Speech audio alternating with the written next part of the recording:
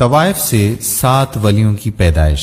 بسم اللہ الرحمن الرحیم۔ السلام علیکم ناظرین گرامی، حضرت موسیٰ علیہ السلام کے زمانے میں ایک عورت تھی جو کہ انتہا کی بدکار اور انتہا کی خوبصورت بھی ہوا کرتی تھی۔ وہ اتنی خوبصورت تھی کہ کوئی بھی مرد اسے دیکھ کر اس سے برائی کیے بغیر نہیں جاتا تھا۔ اس نے اپنے گھر میں ایک محل بنایا ہوا تھا، محل میں تخت بنایا اور پھر وہ تخت پر بیٹھ جایا کرتی تھی، اور اس کے آس پاس مرد ہی مرد ہوتے تھے اور برائی کرنے والے ہر وقت موجود ہوتے تھے۔ ایک دن وہ اپنے محل میں تخت پر بیٹھی تھی کہ ایک نوجوان کا وہاں سے گزر ہوا جو کہ انتہائی عبادت گزار تھا اور اس کا شمار عابدوں اور زاہدوں میں ہوتا تھا۔ جب اس نوجوان کی اس عورت پر نظر پڑی تو اس عورت کی ایسی تصویر اس کے ذہن میں بنی کہ جب وہ واپس گیا تو اس کا عبادت میں کسی بھی طرح سے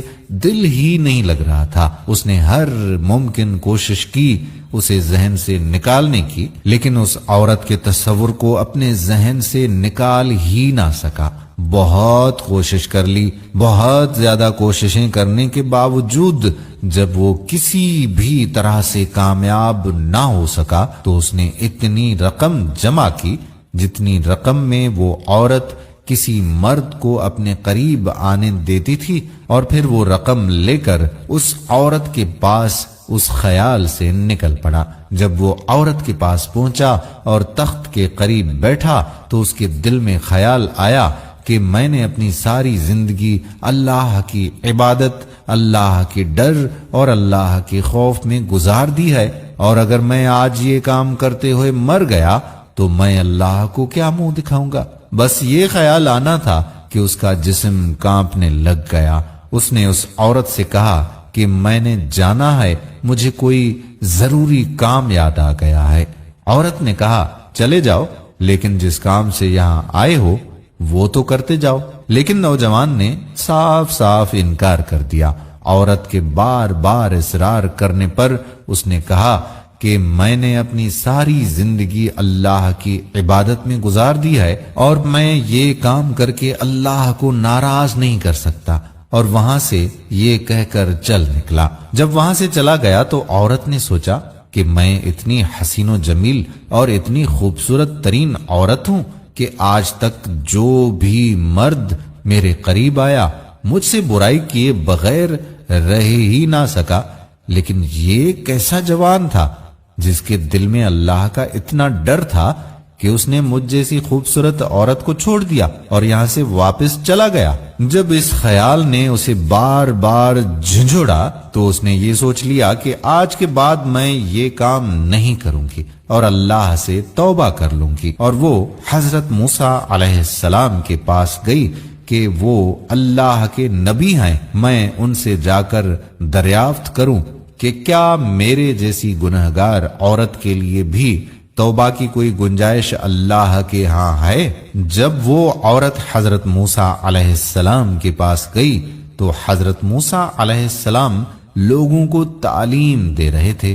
عورت نے اس مجموعے میں سے کسی مرد کو بلایا اور کہا کہ حضرت موسیٰ علیہ السلام سے کہو کہ جو فلاں عورت ہے نا وہ آپ سے ملنا چاہتی ہے۔ اس بے وقوف نے جا کر بھرے مجموعے میں زور سے کہا کہ اے موسیٰ علیہ السلام، فلاں عورت آپ سے ملنا چاہتی ہے۔ اب وہ تو نامی گرامی عورت تھی۔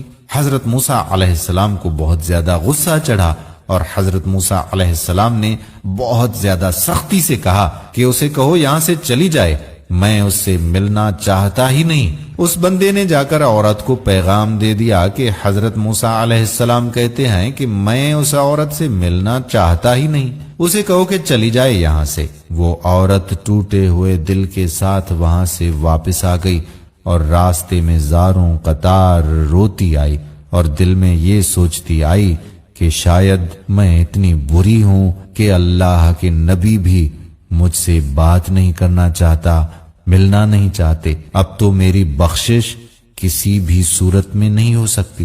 گھر آ کر اس نے اپنے آپ کو کمرے میں بند کر دیا۔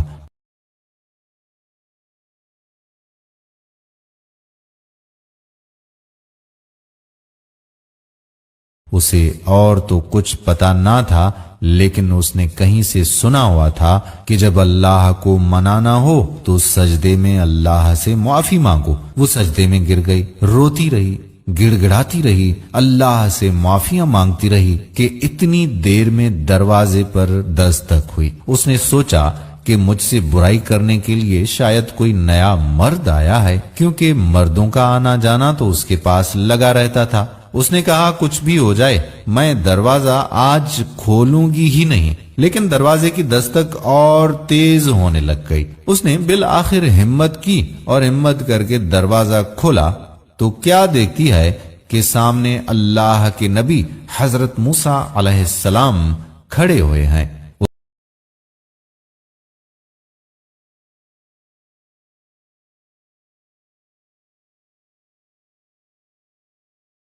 اس عورت نے حیرانی سے پوچھا کہ اے حضرت موسیٰ علیہ السلام، اے اللہ کے نبی، آپ میرے دروازے پر کیسے؟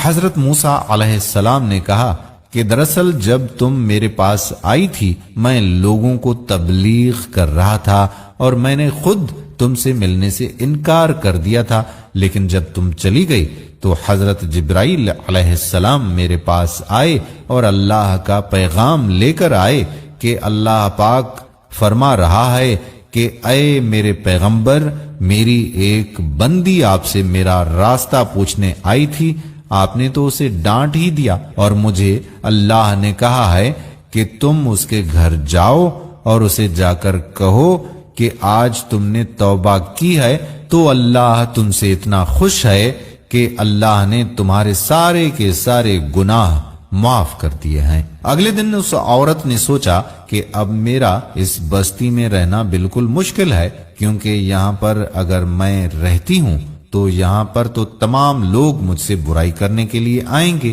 اور کیونکہ اب میں نے توبہ کر لی ہے تو مجھے اس بستی کو چھوڑ دینا چاہیے۔ چنانچہ اس عورت نے اس بستی کو چھوڑ دیا اور اس نوجوان کو تلاش کیا جس کی وجہ سے اس نے توبہ کی۔ اس نوجوان کو ڈھونڈنے کے بعد جب اس کے گھر پہنچی تو اسے بتایا گیا کہ وہ آدمی عبادت کر رہا ہے، اور جیسے ہی فارغ ہوگا اس عورت کی اس سے ملاقات کروا دی جائے گی۔ وہ عورت گھر کے صحن میں بیٹھ گئی اور اس نوجوان کا انتظار کرنے لگی۔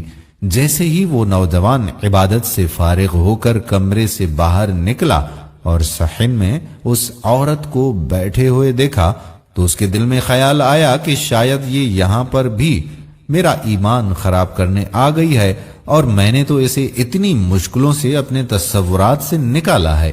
وہ نوجوان وہیں پر گرا اور اس کی موت ہو گئی۔ عورت نے اس نوجوان کے گھر والوں کو بتایا کہ پہلے میں ایسی تھی، یہ نوجوان میرے پاس آیا تھا اور اس کی صحبت کی وجہ سے مجھے توبہ کی توفیق نصیب ہوئی۔ میں نے اپنی پہلی والی زندگی سے توبہ کی ہے اور میں یہاں اس نوجوان سے ملنے آئی تھی کہ شاید یہ مجھ سے نکاح کر لے۔ اسے بتایا گیا کہ اس کا ایک اور بڑا بھائی ہے، اس سے پوچھ لیتے ہیں، وہ اگر آپ سے نکاح کر لیتا ہے تو ہمیں کوئی اعتراض نہیں ہے۔ علماء کرام لکھتے ہیں کہ اس عورت کی شادی اس نوجوان کے بڑے بھائی سے کر دی گئی، اور اللہ نے اس عورت کو صدقے دل سے توبہ کرنے کا صلہ یہ دیا کہ اللہ نے اس عورت کو 7 بیٹے عطا کیے، اور وہ 7 کے 7 بیٹے بعد میں بنی اسرائیل کے بہت بڑے ولی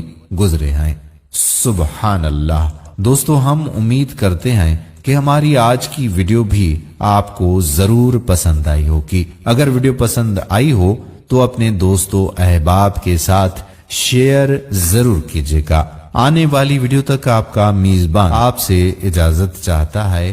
اللہ حافظ۔